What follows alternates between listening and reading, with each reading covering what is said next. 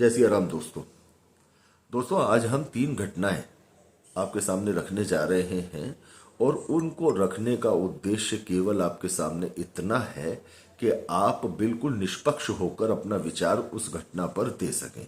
किसी पार्टी के समर्थन में आकर के अपना विचार बिल्कुल मत दीजिएगा, चाहे आप कांग्रेस को समर्थन करते हैं, भाजपा को समर्थन करते हैं या किसी को भी समर्थन करते हैं। सिर्फ अपने देश के, भारत के समर्थन में जो आपको ठीक लगे आप अपना विचार कमेंट बॉक्स में अवश्य बताइएगा।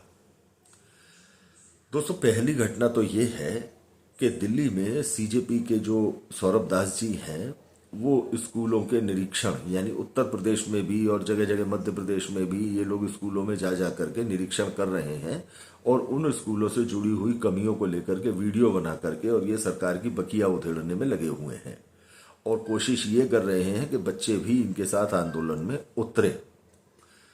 घटना ये थी कि दिल्ली के एक स्कूल में सौरभ दास जी गए, बाकायदा उस स्कूल की पूरी कमियों को एक वीडियो के माध्यम से उजागर किया गया और उस वीडियो में ये भी बताया गया कि पिछले 6 साल से इस स्कूल में प्रिंसिपल की नियुक्ति नहीं हुई है।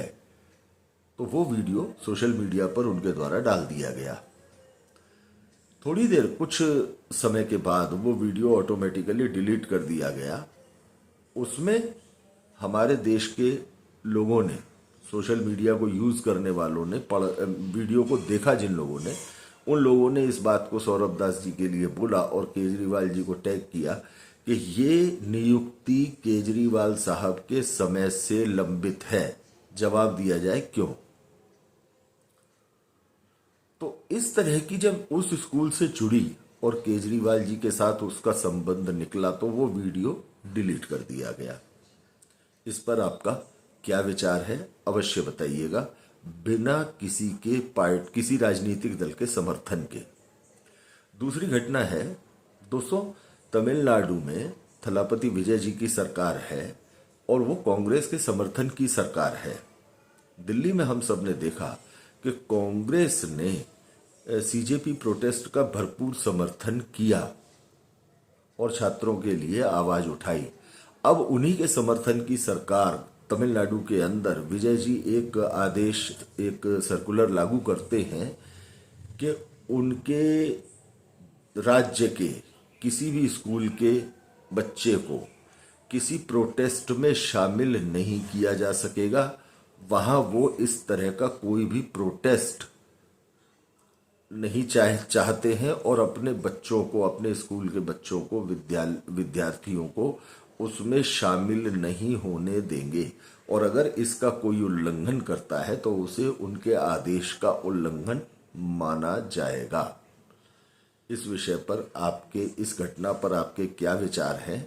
दोनों बातों में अंतर है कि एक दिल्ली में भाजपा की सरकार है और वहां पर कांग्रेस ने सीजेपी प्रोटेस्ट का भरपूर समर्थन किया और दूसरा तमिलनाडु में थलापति विजय जी की सरकार है जो कांग्रेस के समर्थन से है। वहां इस तरह का आदेश पारित होता है। आप इसके बारे में अपना विचार अवश्य बताएं कि आपकी नजर में ये क्या है। तीसरी घटना दोस्तों, तीसरी घटना में सबसे पहले हम चर्चा करेंगे 1937 में एक आम सहमति पारित की गई थी नेताओं के द्वारा कि कांग्रेस वर्किंग कमेटी के जितने भी लोग हैं वो वंदे मातरम गीत के शुरुआत के 2 पैराग्राफ गाएंगे। ठीक है, क्योंकि उस समय इस गीत को लेकर के देश में कोई कानून नहीं था।